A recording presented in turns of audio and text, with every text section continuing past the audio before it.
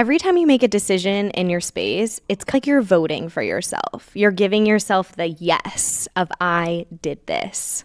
You're voting for the version of yourself that you're stepping into. Every time you make a decision, you're like, yes, that's my future self. Yes, that's my higher self. Yes, that's my best self. Whatever that version is. I love that. Every shift you want to make in your life, it starts with home. I'm Ariel, your host, and this is the podcast where design meets intention, energy, and becoming more you. Let's dive in. Hi, babes, and welcome back to another episode. I am so grateful you're here. I just want to start off by saying that. And you might notice there's a little bit of a different background behind me if you're watching this. So I'm currently at my dad's house recording this, and look how stunning the room behind me is. We worked so hard on this to come up with a space that he would love, his partner would love, and our whole family gets to come here and enjoy it and love it. And it is the best retirement gift to work with my parents. I've now designed my grandma's home, my mom's home, and my dad's, part of my sister's place, and so many other family members. And it just fills my cup. It fills my cup. And I was really sitting here this morning thinking about it, and really what I came to realize is that our homes heal us. And I think mine certainly is in the process of doing that, and I'm sure yours is too, but I'd love to call some attention to it because I'm in a healing environment right now. I came up here for the weekend just to escape, and I know my parents do the same, and I love that. I know my mom seeks that out in her newly renovated home where she can just relax and ground in. And I say it every week. I want that for everybody. I really, truly do. So today we're going to get into all the home healing tips, tricks, hacks. Maybe they're just things that you need to start noticing. Wherever you are, whatever you're doing, if you're commuting right now, if you're cleaning out the fridge, if you're taking a walk, this is filled with so much goodies. So many magical things are happening. And I want you to listen up. Get your notebook out if you can. If you're driving, obviously, please don't do that. But otherwise, this is probably going to change the way that you see your home, the way that you interact with your nervous system, the way that you just believe in the power of space. And again, as usual, it has nothing to do with where you got the things and how much you spent. It is all about intention. So let's get started. So first off, this is about coming home to yourself. I used to think healing was this like big H journey. Healing as in like healing. You got to go to like yoga retreat for a week in Bali to come back a different person. Or I was expecting that when I went to Burning Man. All of these big healing moments.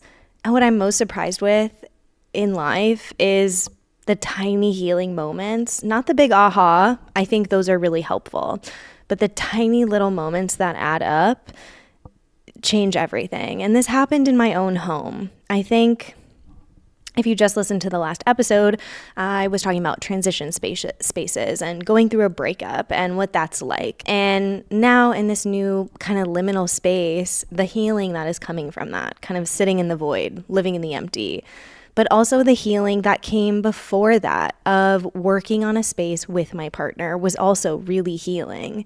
That was such a journey.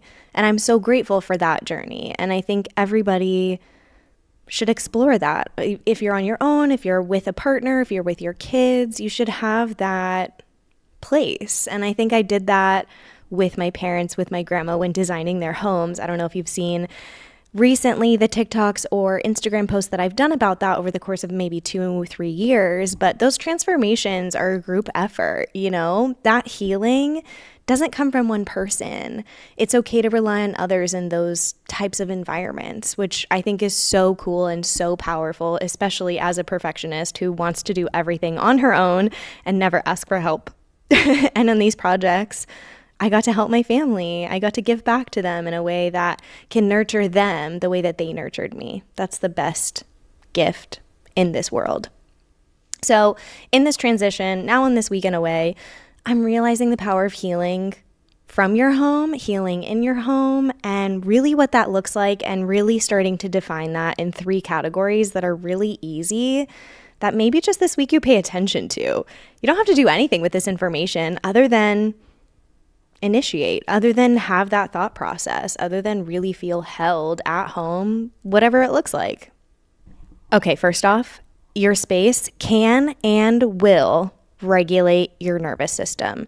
Now, that seems like a loaded sentence, right? You're like, what does that even mean? I think some people are going to go into the category of, okay, which bond charge mat do I need to buy? Which supplement am I going to get? What's going to help me with that quick fix to regulate, to feel good in my body? That's not this.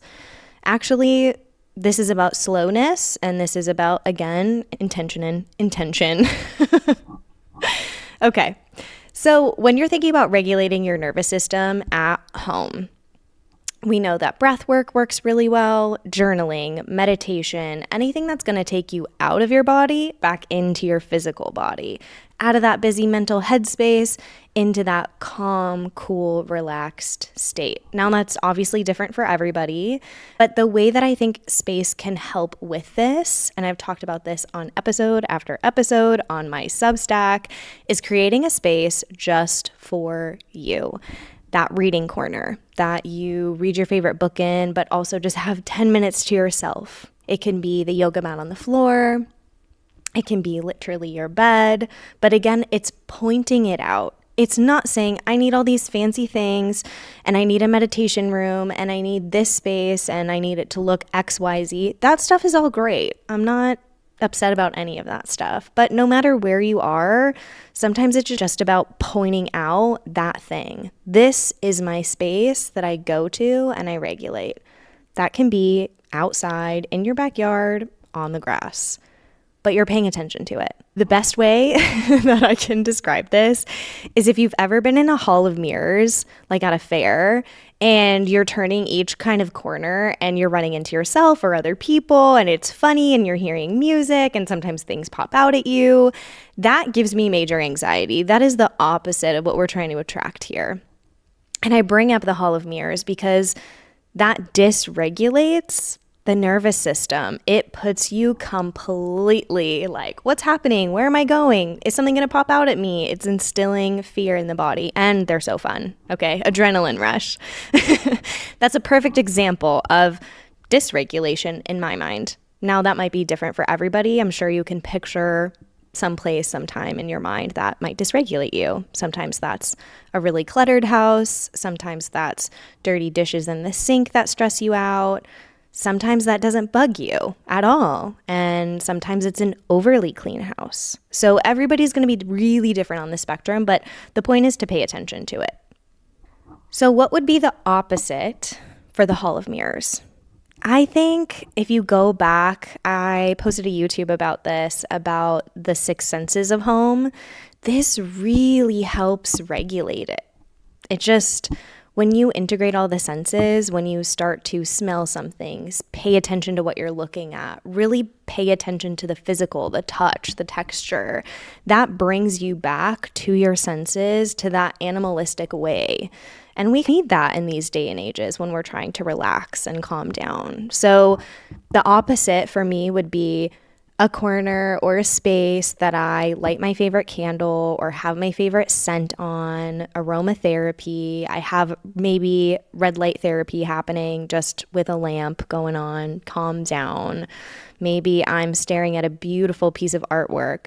But all of those connection points, just using 3 senses, connect me back down to myself. And it's not about the things that I have in that space. It's about the intention and paying attention to them and then making ritual out of it, not routine. I really don't like the word routine. It just stresses me out. It doesn't make me feel good in my body. But a ritual feels magical. It feels sensual in a way. It feels unique. It feels like mine. It feels like I can learn from someone else. It doesn't have to be rigid and regimented and serious. It can be fun and silly and playful. So figure out what your ritual is and play that into your design of your home, because you need at least 1 space to do this, if not 15. And again, I live in 600 square feet. I'm in this beautiful home right now in which I can regulate my nervous system everywhere. Like, we really worked on that. The vibe of this overall space was to calm down. My dad is an amazing person, but he gets stressed. And the best way I know how to help him with that stress is to give him a space that is calm AF and he can relax. That's the gift. So figure out what that is for you. Okay, number 2. This one I personally struggle with, okay? And it might be a hard pill to swallow because it is for me, and I know it is for a lot of people. Your home is connected to your self-worth. It doesn't mean your self-worth or your value as a human comes from the way your home looks. That's really, let's not get into that. That is tied to seeking validation from others and designing a space that should be for someone else. And we don't want to go into that. And if you're identifying that, you are making huge strides. Great job. If your friend told you to get the green couch and you really want a pink one, but you bought the green one anyway, and now you're sitting in regret, look at that. Look at that belief system.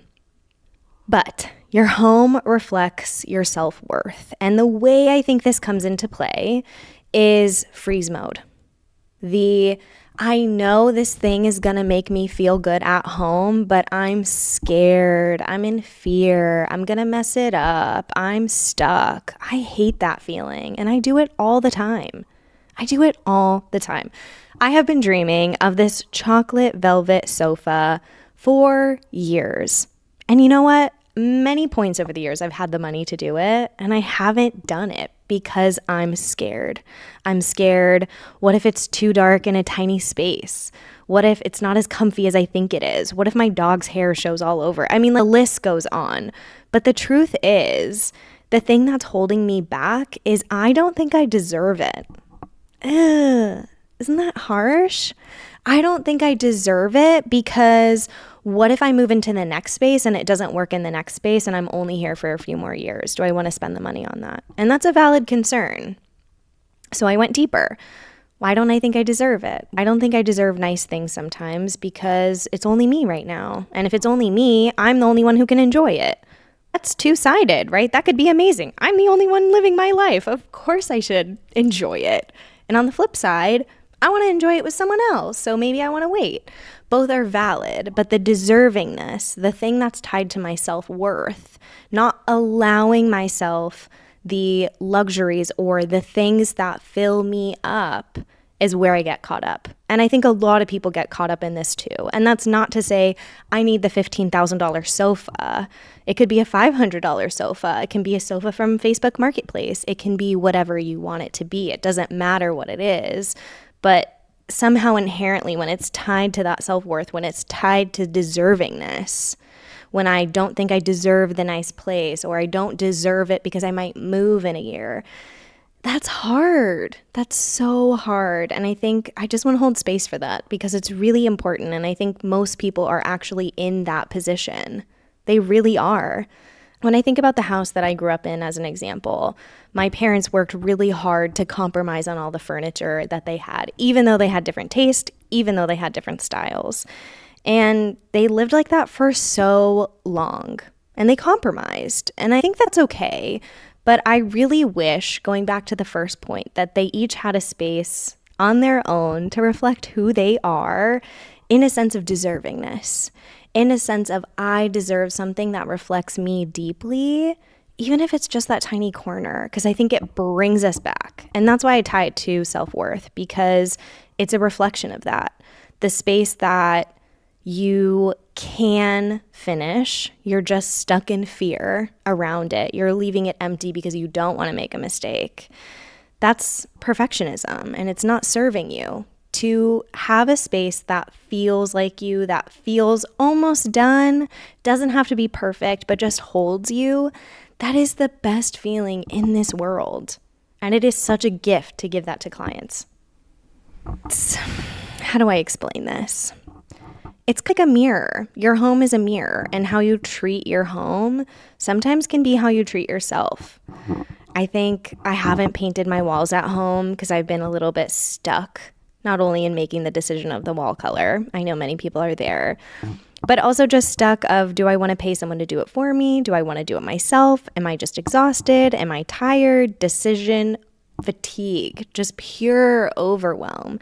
And I think the truth is, when I think about the paint color and picking it and going through the process of doing that, I also think of, did I shower today?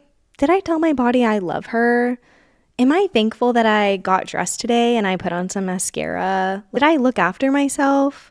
Those two things feel really connected. I'm overwhelmed in life with so many decisions, and I'm overwhelmed at my home with so many other decisions. And I think there's so much normalcy there. And until we learn how to really regulate and take care of ourselves, that space just won't reflect it, because it is purely a mirror. If you're designing for somebody else, your home is going to look like it was designed for somebody else, not yourself. That's the perfect mirror. So these two things go hand in hand, right? Designing a small space just for you, even if it's a corner, a little nightstand, whatever, and then tying it back to intention and remembering that it's connected to self-care. Your self-worth isn't tied to what you're looking at, but the care of self is. Like when you see that little thing that you accomplished, that painting on the wall, you get so happy. Like you did that. Go you. I want more of that. Okay, I also had this crazy dream. I'm such a crazy dreamer. And I think your home is a portal for who you're becoming. When you open that threshold, when you open the door, it's the story of your life. It's the story of you and your partner, you and your kids, you yourself, wherever you are. It is the story of becoming. It's why I started the Substack called Becoming. And if you haven't checked that out, please do. There's so much cool stuff in there. But it is about who you are becoming. It's the story of that. It's the story of the travels. It's the story of the colors and the textures and the life that you live. And that takes time. It is this portal into the physical reality from the interior expression of who you are. You have to lean into that, because once you do, I wish, almost like, you ever had that thought where you wish someone could, like you could see yourself through their eyes? That's your home. You can see yourself through their eyes. Look around you. This home that I worked on with my dad is so beautiful. One, I think the furniture and the things are amazing. But my favorite part about coming here is seeing their books on the shelves and the little decor that they add and the candle that they're burning, the things that they added into their home. I gave them a really good base to work with, to feel comfy in. But the truth is, the magic of being in this space is them. And that's the story. I'm a designer. I can help you design a beautiful space, and I want to do that.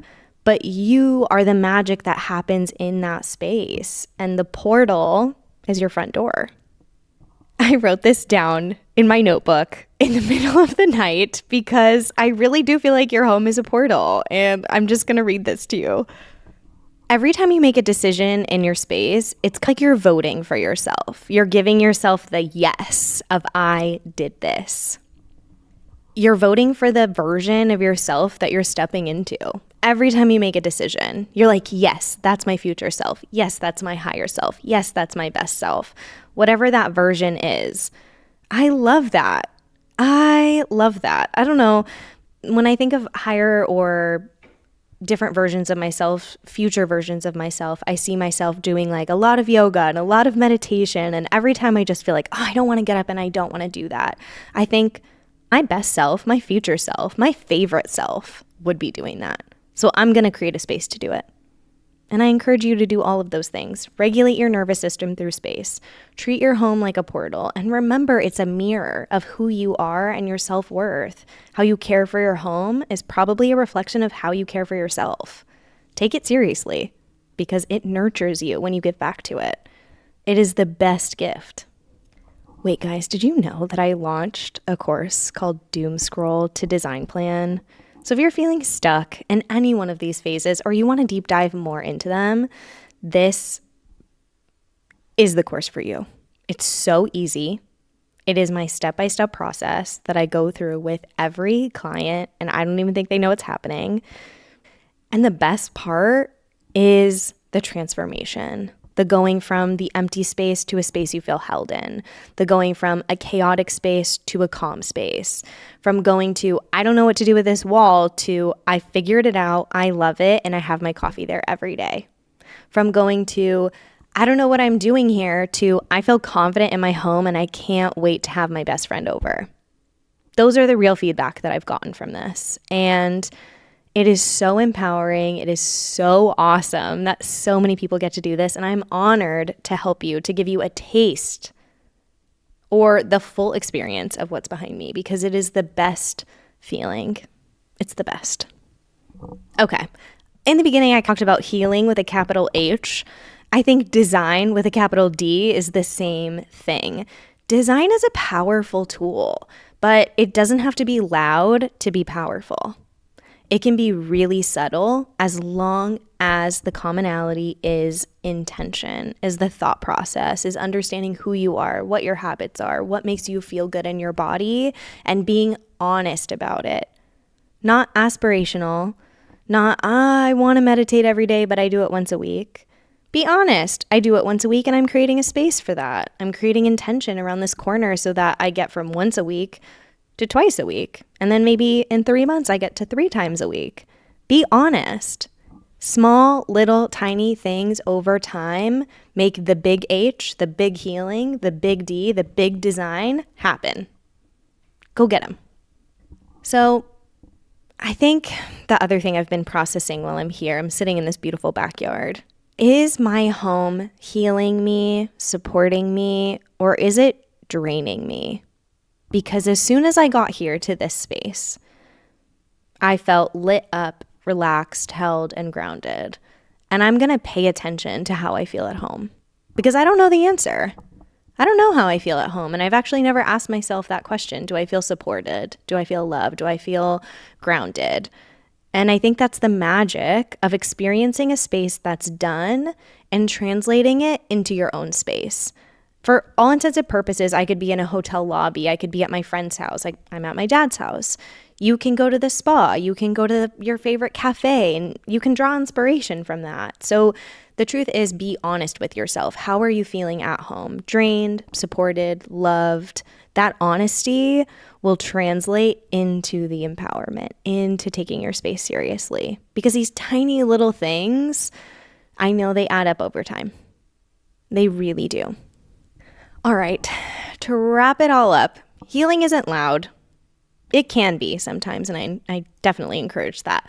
But it can also be quiet, and I think there's some magic in just having a clean countertop for the day, and that's the win.